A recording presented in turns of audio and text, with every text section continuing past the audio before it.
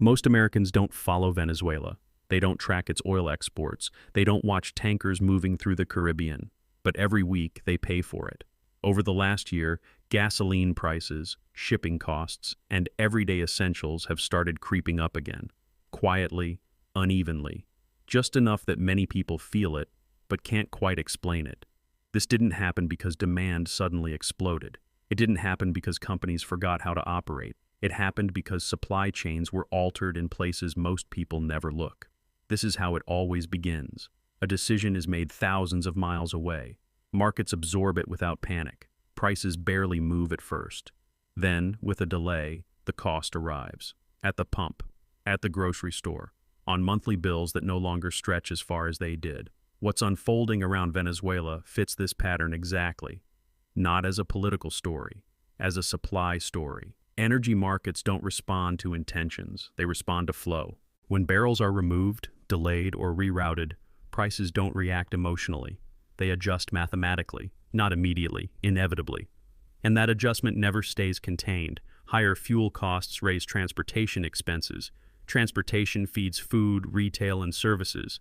And inflation, the kind many people thought was already dealt with, finds its way back into the system. This video isn't about defending policy or attacking it. It's about understanding consequences. Because when energy supply chains tighten, the bill doesn't get sent to policymakers. It gets passed downstream, straight to households. Venezuela is one of those pressure points where even a small disruption can ripple through a system that already has very little margin for error. To understand why this matters to your wallet, you first have to understand the pattern, before the cost becomes impossible to ignore. Venezuela isn't a headline economy anymore. That's exactly why it's dangerous, because it sits on some of the largest proven oil reserves on Earth, and oil doesn't need a major country to move prices. It only needs friction in the system. Here's the part most people miss. Oil is priced globally, not locally. The gallon you buy in the US is linked to the same global barrel count that feeds Europe and Asia. What matters is not where a barrel is produced. It's how many barrels can move freely, reliably, and on time. When that flow gets restricted, even partially, the market recalibrates. Venezuela's output has been constrained for years by underinvestment and decaying infrastructure. On top of that, sanctions enforcement, insurance pressure, and shipping restrictions add a second layer of friction, not a full stop. Just enough unreliability to change behavior. And behavior is what moves prices. Refineries plan months ahead. Shippers book routes in advance. Distributors hedge supply. When a source becomes uncertain, buyers don't wait for an official crisis. They adjust early because being wrong is expensive. They source elsewhere. They bid higher. They build buffers. Those buffers are not free. They are paid for in premiums, longer routes, higher insurance costs, and higher inventory carrying costs. And here's the trap. Oil markets run with very little slack. In most years, spare capacity is measured in small percentages. That means you don't need a massive disruption to force repricing.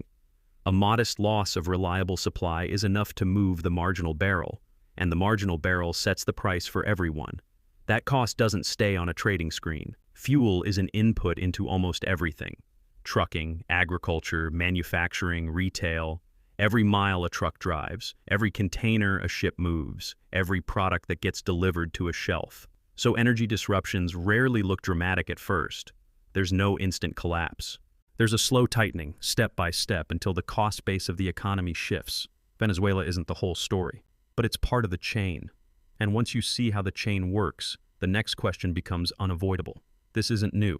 We've seen this sequence before, which is why the pattern matters more than the headlines. This isn't a new story. It only feels new because the names change, the countries change, the headlines change. The structure never does. Over the past several decades, this exact sequence has repeated again and again. Iran, Libya, Russia, different governments, different eras, same result. It always starts the same way. Pressure on supply. Sometimes it's sanctions, sometimes enforcement, sometimes temporary restrictions that are anything but temporary. At first, markets dismiss it. There's always reassurance, alternative suppliers, strategic reserves, spare capacity, confidence that the system is flexible enough to adapt.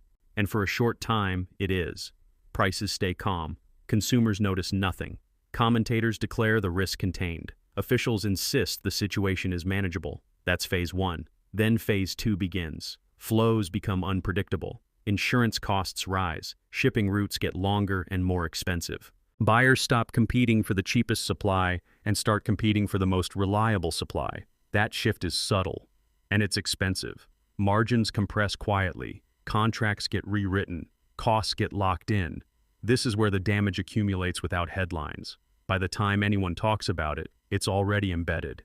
Then comes phase three. Costs break through. Fuel prices rise. Transportation costs follow. Food, materials, and services move higher together. Inflation finally appears in the data, months after the real change occurred. Consumers always feel it last. Here's the critical point.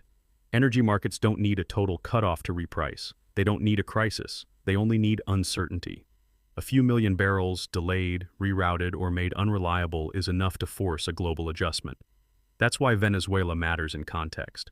Not because it controls prices on its own, but because it adds pressure to a system that already runs with very little margin for error. And when pressure builds in a tight system, the cost doesn't distribute evenly. It moves downstream, from producers to distributors to businesses, and finally, and inevitably, to households. That's the moment this stops being a market story. Because once energy costs rise, the effects aren't theoretical. They don't stay on charts. They show up in places you can't avoid. And by then, the pattern has already played out. Energy costs don't stay in energy markets. They bleed into everything. A 10% move in oil doesn't mean a 10% increase at the pump and then it's over. It compounds. Fuel feeds transportation. Transportation feeds food. Food feeds services. And services feed inflation. That's the chain. Here's what that looks like in real terms. Fuel makes up roughly 25% of long-haul trucking costs in the United States. When diesel prices rise, freight rates follow. When freight rates rise, retailers don't absorb the difference forever. They pass it on, quietly, incrementally, permanently. That's why grocery prices almost never come back down the way people expect, even when headline inflation cools. The cost structure underneath has already changed. Airlines feel it. Shipping companies feel it. Farmers feel it. Manufacturers feel it. And eventually households feel it. This is where Venezuela becomes relevant again. Even a modest reduction in reliable oil supply can move global prices by several dollars per barrel. $5 doesn't sound dramatic. But across an economy the size of the United States, that translates into tens of billions of dollars in additional annual costs. Not paid by governments, not absorbed by corporations, paid by consumers. Higher fuel prices raise the cost of delivering everything: construction materials, groceries, online purchases. They push up utility bills, they drive service prices higher, and they make inflation far harder to suppress, even when interest rates stay elevated. This is why inflation often feels disconnected from what you're told. You're told demand is cooling, you're told policy is tight, you're told the situation is under control, yet your expenses keep creeping up. That disconnect isn't imagined, it's structural. Energy-driven inflation doesn't respond quickly to monetary policy. You can slow borrowing, you can cool spending, but you can't easily reverse supply friction once it's embedded in the system. This is the part most people underestimate. They assume price pressure comes from excess demand. In many cycles, it comes from constrained supply. And constrained supply behaves differently. It doesn't unwind smoothly, it lingers, which means the impact on your wallet isn't a single shock. It's a slow, grinding loss of purchasing power. And that leads to the most important question of all. If this process is already underway, what signals are most people still missing? Markets don't react to consequences, they react to signals. And the signals most people watch arrive too late. Inflation data is backward-looking. Employment numbers lag reality by months. Policy responses are slow by design. By the time something shows up clearly in the data, the underlying shift has already been locked in. That delay is the blind spot. Energy markets move first, costs follow, consumers feel it last. Here's a number that puts this in perspective. The United States consumes roughly 20 million barrels of oil every single day. Global energy markets operate with almost no margin for error. In most years, true spare capacity is measured in low single-digit percentages. That means you don't need a shock to force repricing. A 1 or 2% disruption is enough. You don't need a war. You don't need a crisis. You just need friction. Shipping delays, insurance restrictions, enforcement actions, unreliable flows. Each one adds cost. Together, they tighten the system.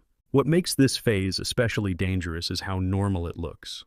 Strategic reserves still exist. Alternative suppliers step in. Markets remain orderly. Prices fluctuate, but nothing breaks. Headlines stay calm. That's exactly when pressure is building. Companies respond first. They lock in supply early. Distributors build buffers. Contracts get repriced months in advance.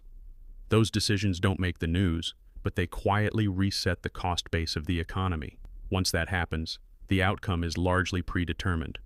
By the time consumers notice, the decisions are already embedded. The prices you pay reflect contracts signed long before anyone said there was a problem. This is why people are often surprised when inflation returns after they've been told it's under control. The forces driving it were never visible in consumer data. They were buried in supply agreements finalized months earlier. Venezuela fits perfectly into this phase, not as a single shock, as incremental pressure layered onto a system that was already tight. And when pressure builds quietly, the eventual adjustment is rarely gradual. Not because something new suddenly happens, but because the market finally acknowledges what's been true all along. That's the risk most people underestimate. And it leads directly to the next question. If this pressure continues, what are the realistic paths forward? And what will each one mean for you? There are only a few ways this ends. Markets don't offer infinite outcomes. As pressure builds, options collapse. What looks like flexibility early on turns into a narrow corridor very quickly. When energy supply tightens, governments and industries almost always move down one of three paths. The first is substitution. Buy from somewhere else. Reroute supply. Replace lost barrels with alternatives. On paper, it sounds straightforward. In reality, it's constrained. Global spare capacity is thin. Many producers are already operating near limits. Redirecting supply doesn't restore balance, but it intensifies competition. That competition pushes prices higher. This is why partial disruptions rarely result in smooth replacements. They result in bidding wars, longer routes, higher insurance costs, and persistent price pressure. The second path is intervention. Release strategic reserves, adjust regulations, apply controls to slow visible price spikes. These measures can calm markets temporarily, but they don't create new supply. Strategic reserves are finite. Once drawn down, they must be rebuilt, almost always at higher prices. History is consistent here. Intervention buys time. It doesn't fix the imbalance. The third path is adjustment. This is the path markets choose most often and talk about least. Industries absorb higher costs. Consumers pay more. Demand softens, not because supply improves, but because people are forced to cut back. Growth slows. Budgets tighten. Discretionary spending shrinks. No announcement, no single decision, no clear moment of responsibility, just gradual pressure. Here's the part that matters. Energy-related inputs touch a significant share of the consumer price basket, directly and indirectly. Even small increases compound over time. A few extra cents per mile, a few extra dollars per shipment. Multiplied across millions of transactions, those increments become systemic. That's why energy-driven inflation behaves differently. It doesn't spike once and disappear. It embeds itself.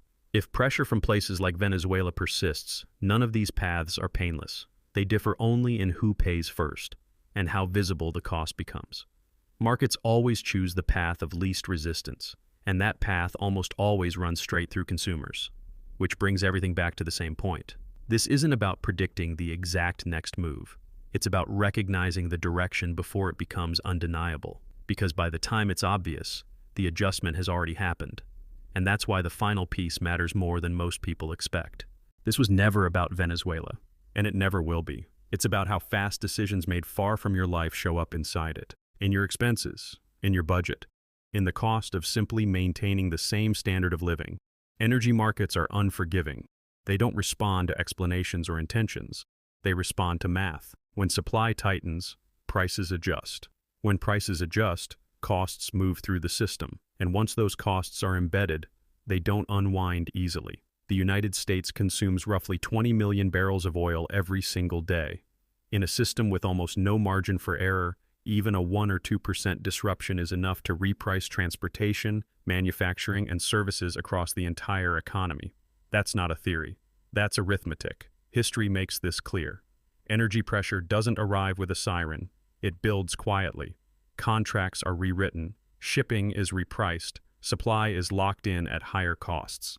Businesses adapt first. Consumers pay later. By the time it feels obvious, the adjustment has already happened. That's why this pattern matters. Not because of one country, not because of one decision, but because the structure repeats. Supply friction leads, prices follow, households absorb the difference. Most people only notice the final step.